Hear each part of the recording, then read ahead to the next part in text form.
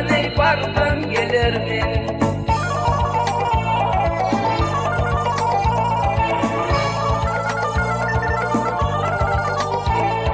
Başıma düşüptür ey ayrılık günü, bana bir tatlı meysan biletini. Razı ol baba haney, eller demeni, ağlamam aklım caney bardan gelir mi? Razı ol baba haney, eller demeni, ağlamam aklım caney gitsem gelir mi?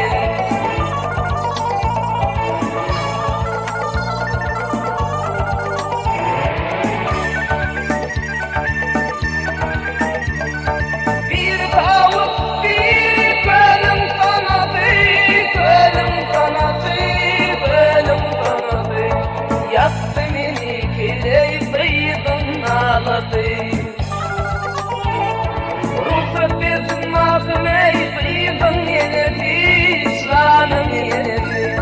Ağlamam aklım şaney gitsem gelirmin.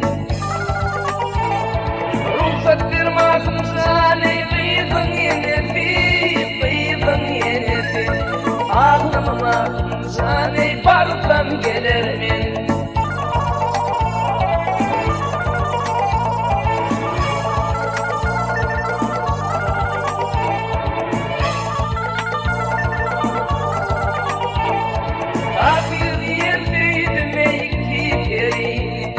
Kadardı bir fırçaney bağlattı beni.